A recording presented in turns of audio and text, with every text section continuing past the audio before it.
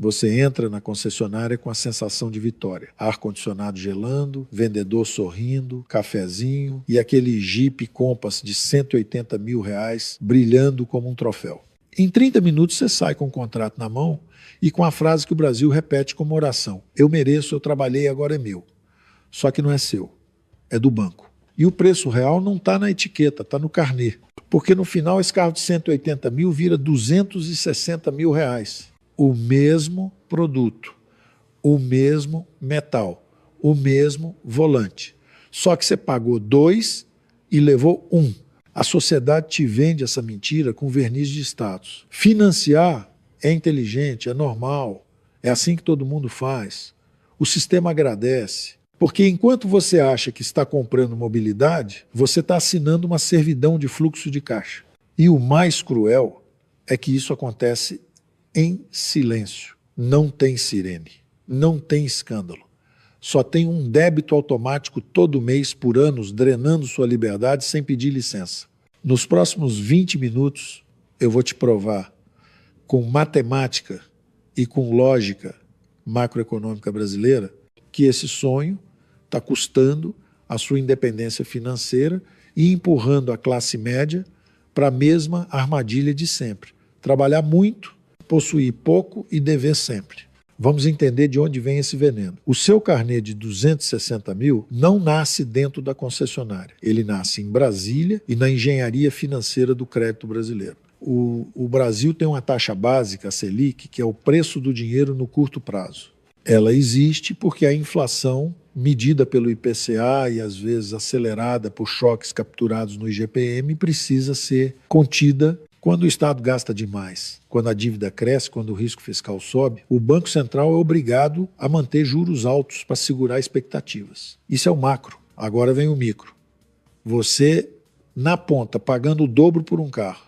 O crédito automotivo não é Selic. Ele é Selic mais uma camada de impostos, mais custo de captação, mais inadimplência, mais compulsório, mais burocracia, mais margem, mais spread bancário. O banco capta próximo do CDI, que anda colado na Selic e te empresta muito acima disso.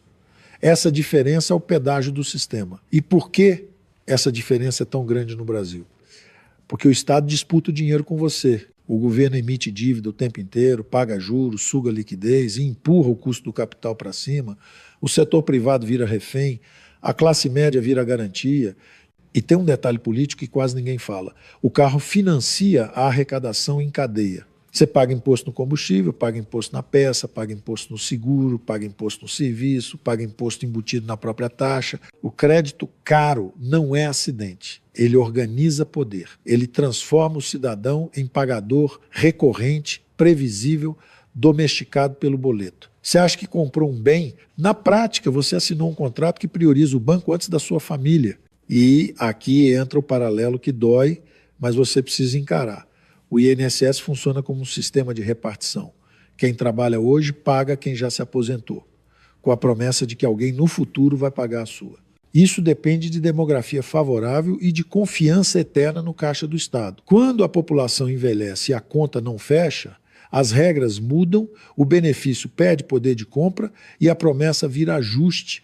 Isso é a lógica de um Ponzi legalizado. O fluxo dos novos sustenta os antigos, até o dia em que a base não cresce o suficiente. Com crédito automotivo é a mesma mentalidade de dependência, você troca soberania por promessa. Agora eu vou te dar a revelação que separa vítima de soberano. Eles querem que você olhe para a parcela, mas o problema real é os juros composto trabalhando contra você.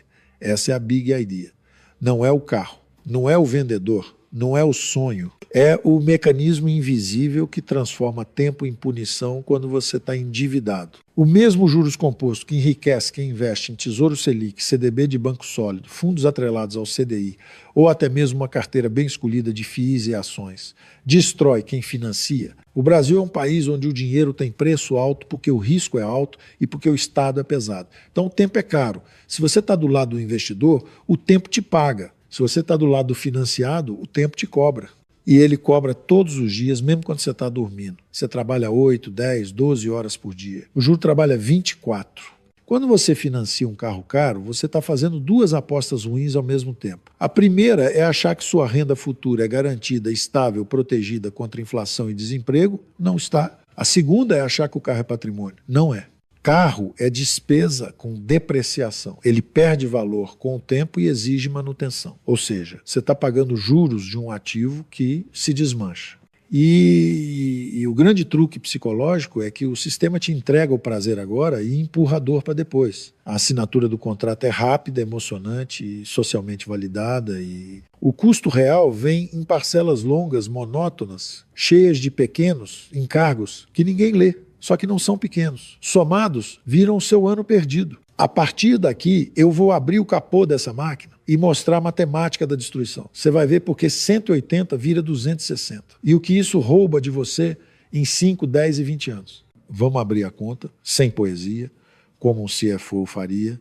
Você tem um Jeep Compass de 180 mil reais. No carnê ele vira 260 mil. Essa diferença de 80 mil reais não é detalhe. É o preço da sua pressa. O sistema te vende o carro, mas o que ele realmente vende é tempo financiado. E tempo no Brasil tem juros altos.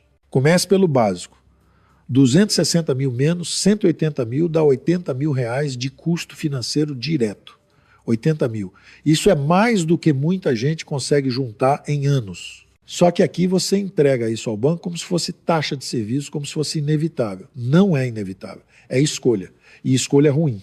Agora vamos traduzir esse veneno em números mensais, porque é aí que o cérebro entende. Se esse carnê foi feito em 48 meses, que é um prazo comum, você está falando de 260 mil dividido por 48. Dá cerca de R$ 5.416 por mês. A sua vida vira isso. 5 mil e pouco saindo todo mês, faça sol ou faça chuva. E para que 180 mil virem essa prestação por 48 meses, a taxa implícita do contrato fica perto de 1,6% ao mês. Parece pequeno quando o vendedor fala. 1,6%, quase nada, ele diz. Só que o seu salário não cresce 1,6% ao mês. O IPCA não para te esperar. E o juro composto não tem piedade. Agora conecta com o macro. Você abre o noticiário e vê Selic em 2 dígitos, CDI andando colado na Selic. O banco capta dinheiro próximo desse custo. Se o CDI tiver, por exemplo, perto de 0,9% ao mês e ele te empresta a 1,6% ao mês, ele está colocando uma diferença de aproximadamente 0,7% ao mês em cima do dinheiro. Você acha que é só 0,7%? Multiplica isso por 48 meses com juros sobre juros e você descobre por que seu carro custa 80 mil a mais.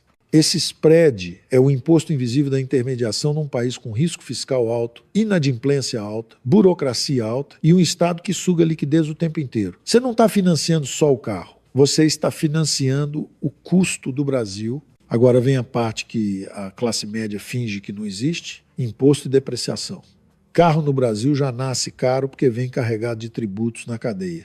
Você paga imposto embutido no preço do veículo e depois continua pagando imposto no combustível, no seguro, na manutenção, no licenciamento. Mesmo sem cravar uma alíquota exata, dá para falar com honestidade intelectual. Uma fatia enorme do preço de um carro novo é carga tributária e custos regulatórios. Se você assumir de forma conservadora que algo como 1/3 do preço está nessa camada, você está falando de 60 mil reais dentro daqueles 180 mil que não viram patrimônio, viram arrecadação e custo de sistema, e aí você ainda paga juros sobre isso porque o banco não financia o carro, ele financia o preço final inchado. Você paga juros até sobre imposto. Isso é uma humilhação matemática. E agora a depreciação, que é a punhalada final. Carro é ativo que perde valor com o tempo. Vamos ser realistas.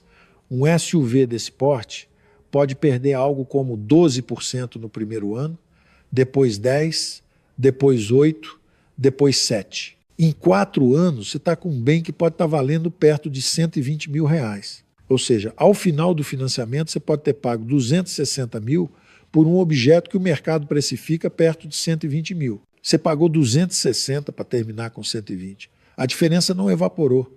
Ela foi para o banco, para impostos, para custos e para o privilégio de dirigir agora em vez de construir patrimônio. Agora entra a projeção macabra, porque a destruição não é só os 80 mil de juros.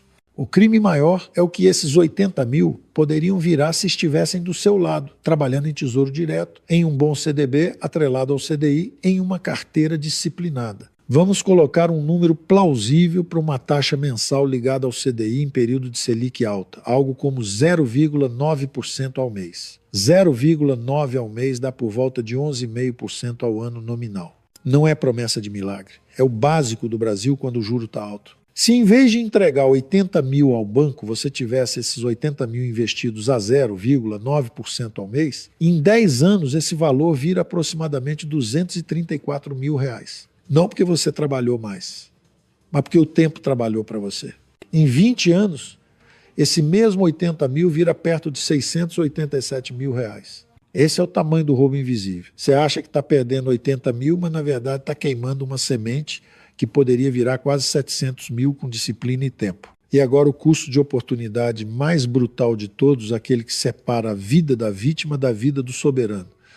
Repara no que você está fazendo quando assina um carnê de 5.400 por mês. Você está assumindo que você consegue pagar esse valor por 4 anos sem interrupção e sem perder o emprego, sem adoecer, sem ter um filho que exige mais gasto, sem ter aluguel subindo, sem ter escola subindo, sem ter IPCA mordendo o supermercado. Você está amarrando seu fluxo de caixa num país que não dá previsibilidade. Isso é suicídio financeiro disfarçado de conquista. Agora faz o exercício inverso. Imagine que você pega essa mesma prestação, 5.400 por mês, e em vez de mandar para o banco, manda para um investimento conservador atrelado ao CDI, mantendo a disciplina por 48 meses. Com 0,9% ao mês, ao final de 4 anos, você acumula algo em torno de 323 mil reais. 323 mil. Isso é o que o soberano faz. Ele transforma a prestação em patrimônio. Ele compra o direito de escolha. E eu vou deixar isso ainda mais claro com um contraste que dói. A vítima entra no ciclo do carro financiado como se fosse destino. Ela paga 48 meses, troca de carro, entra em outro contrato, porque todo mundo faz. Em 20 anos, ela repete esse ciclo 5 vezes. Mesmo que o custo financeiro por ciclo fosse só 80 mil, ela torraria 400 mil reais só em juros e custos de financiamento ao longo da vida adulta. E isso sem contar que os carros vão ficando mais caros, porque o IPCA corrói o real e o câmbio empurra preço de peça e de veículo. A Selic sobe quando o fiscal piora, o crédito encarece e o ciclo fica mais cruel. A vítima acha que está subindo de padrão. Na prática, ela está sendo mantida no mesmo lugar, pagando pedágio para o sistema. O soberano faz o oposto. Ele entende que carro é consumo. Ele compra o que cabe à vista, ou com prazo curtíssimo, ou compra usado com depreciação já realizada e dirige sem pagar juros longos. Ele usa a Selic e o CDI como aliados, não como inimigos. Ele constrói reserva em Tesouro Selic para não virar refém de emergência. Ele usa FIIs e ações como parte de uma estratégia de longo prazo, quando já tem base, porque quer renda e quer proteção contra a perda de poder de compra. Ele entende que dólar não é aposta, é hedge em país instável.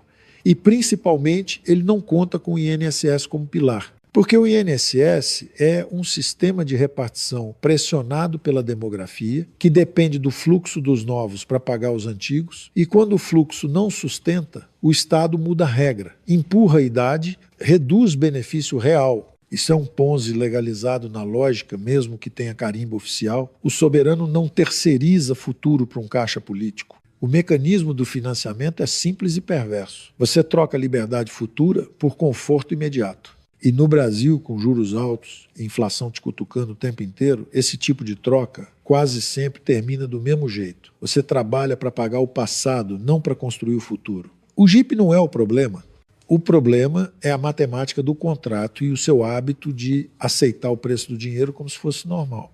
Agora vamos olhar para frente, porque a classe média brasileira adora fingir que o futuro vai ser uma repetição confortável do presente. Não vai. O Brasil é um país onde o risco fiscal nunca dorme. Quando o governo gasta mais do que arrecada, ele precisa se financiar. Ele emite dívida. Para essa dívida ser comprada, o mercado exige remuneração. Isso pressiona juros, pressiona o custo do crédito e coloca a Selic como um termômetro permanente de ansiedade. E quando a inflação ameaça sair do controle, o Banco Central responde com juros altos para não perder a âncora. Essa dinâmica, ela não é teórica. ela aparece na sua vida como prestação cara, como supermercado mais caro, como seguro mais caro, como combustível mais caro. Se você ignorar a Big Idea e continuar financiando o consumo em juros altos, seu futuro é previsível. E por isso é trágico. Você vai entrar na década dos 40 anos com renda mais alta, sim, mas com compromissos ainda maiores. Porque o padrão de consumo sobe mais rápido do que a renda, e o crédito é a ponte que te faz atravessar para o lado errado. A cada ciclo de financiamento, você reduz sua capacidade de construir reserva. Sem reserva, qualquer choque vira emergência. Qualquer demissão vira pânico. Qualquer doença vira dívida. E o sistema é especialista em capturar esse pânico com mais crédito, mais parcelamento, mais rolagem. Você vira um refém, elegante, bem vestido, com carro bom na garagem, mas com o pescoço preso no boleto. O cenário macro brasileiro tende a piorar para quem vive de salário e dívida, porque a demografia empurra o INSS para uma conta mais pesada. Menos gente trabalhando para sustentar mais gente recebendo. Isso significa pressão por aumento de contribuição, mudanças de regras, idade mínima mais dura, benefícios com menos poder de compra. E enquanto isso, a inflação não pede desculpa. O IPCA corrói silenciosamente, mesmo quando ele está controlado, ele ainda come. O IGPM pode disparar em certos ciclos e contaminar aluguel, contratos e custos. E a classe média, que tem renda, mas não tem patrimônio, sofre mais porque ela paga a conta sem ter como repassar preço. Agora, olha o outro caminho. Se você agir, você muda o desfecho. Agir aqui não é frase bonita, é engenharia de vida. É parar de comprar passivo com juro alto e começar a comprar ativos com disciplina. Quem tem reserva em Tesouro Selic não precisa ajoelhar para cartão quando acontece um imprevisto. Quem acumula CDI de forma consistente constrói um colchão que compra tempo. E tempo é o ativo mais valioso. Quem constrói uma carteira que combina renda fixa com risco controlado em ações e FIIs, no ritmo certo, começa a criar renda que não depende de salário. E quem entende que depender exclusivamente do INSS é apostar a velhice em um caixa político, se organiza para ter previdência privada com critério ou patrimônio que gere renda, em vez de promessa. O futuro inevitável do Brasil é este. Ou você aprende a jogar com a Selic e com a inflação, ou você vira estatística do crédito caro. Não existe neutralidade. O sistema não deixa você em paz. Ele te empurra para consumir agora e pagar depois. Se você não tiver uma estratégia, a estratégia será imposta a você. E ela é simples. Você trabalha, o banco lucra, o Estado arrecada e você envelhece com medo. Agora, eu vou destruir as desculpas, porque é aqui que a classe média se sabota com frases bonitas. A primeira desculpa é: eu preciso do carro. Você não precisa do carro que destrói seu fluxo de caixa. Você precisa de mobilidade. Mobilidade pode ser resolvida de várias formas. O que você está defendendo não é necessidade, é vaidade embrulhada em racionalização. Se o carro é ferramenta de trabalho, ótimo, trate como ferramenta, custo mínimo para cumprir função. Se é status, então você está pagando imposto psicológico para parecer mais rico do que é. E o sistema adora isso, porque gente que compra aparência vira escravo perfeito do carnê. A segunda desculpa é: mas eu não tenho dinheiro à vista. Pois é exatamente por isso que você não pode assinar um financiamento longo e caro. O financiamento não resolve a falta de dinheiro. Ele transforma a falta de dinheiro em falta de liberdade. A pessoa sem reserva que assume prestação alta está apostando a própria estabilidade num país instável. Isso não é coragem, é imprudência matemática. Se você não consegue juntar hoje, financiar, só garante que você continuará não conseguindo juntar, porque você sequestra sua capacidade de poupança por anos. A terceira desculpa é: mas a parcela cabe. Essa é a frase favorita do vendedor e a frase mais burra da vida financeira. Caber não significa fazer sentido. Caber significa apenas que hoje você ainda não colapsou. A pergunta correta é: essa parcela impede você de construir patrimônio? Se impede, ela está te empobrecendo mesmo, cabendo. O país está cheio de gente que paga tudo em dia e mesmo assim termina a década sem ativos. Pagador perfeito, pobre perfeito. A quarta desculpa é melhor financiar do que esperar, porque tudo sobe. Sim, tudo sobe, porque o real perde poder de compra e porque o custo do Brasil é alto. Mas esse argumento só vale se você tiver uma taxa de financiamento que seja inferior ao retorno seguro que você conseguiria com o dinheiro. No Brasil, na maior parte do tempo, o crédito automotivo cobra bem mais do que o CDI te paga líquido, especialmente depois de impostos. Ou seja, financiar não é proteção contra a inflação, é pagar caro para antecipar consumo. E consumo antecipado em juro alto é exatamente o mecanismo que te prende. A quinta desculpa é o governo vai melhorar, vai baixar juros, vai ajudar. Essa é a ilusão mais perigosa. O governo não é seu pai.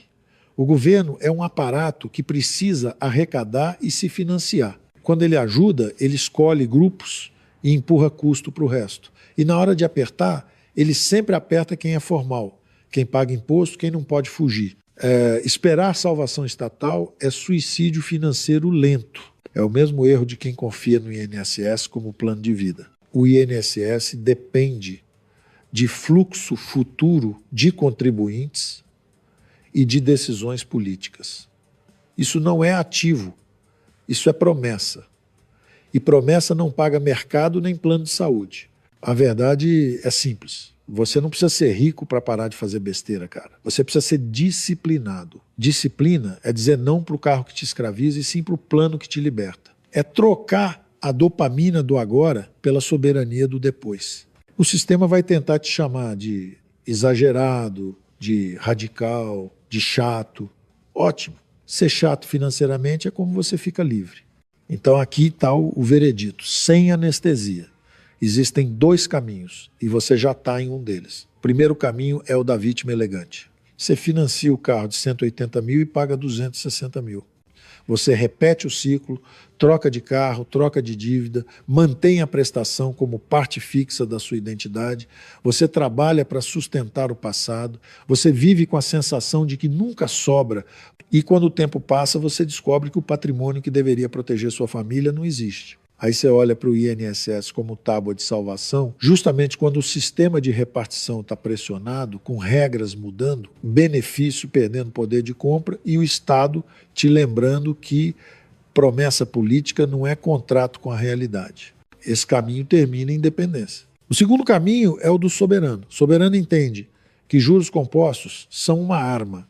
Ele decide estar do lado de quem recebe juros, não do lado de quem paga. Ele se recusa a transformar vaidade em boleto. Ele compra o carro que faz sentido, não o carro que impressiona. Ele trata a Selic e o CDI como aliados táticos, reserva em Tesouro Selic para nunca ajoelhar diante de imprevistos, renda fixa bem escolhida para acumular com constância e, no tempo certo, exposição a ativos de longo prazo como ações e FIIs para construir renda e proteção contra a corrosão do IPCA. Ele entende que o dólar é hedge, não loteria. E ele entende que depender do INSS como pilar central é aceitar a lógica de um Ponzi legalizado, sustentado pelo fluxo dos novos para pagar os antigos, vulnerável à demografia, à decisão política. Então ele constrói alternativas.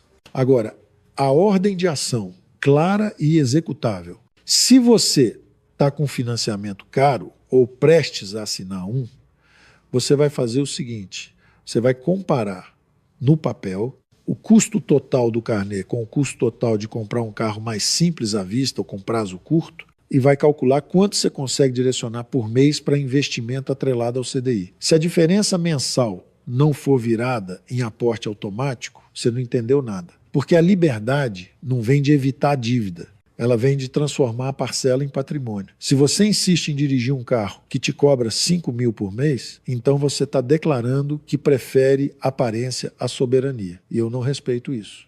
Escolha hoje de que lado você está, do lado do banco pagando juros compostos ou do lado do investidor recebendo juros compostos. O sistema foi desenhado para te empurrar para o primeiro. Você só vence se tiver disciplina para escolher o segundo. Inscreva-se para se alistar no exército dos que protegem o próprio patrimônio. Não seja mais uma vítima estatística.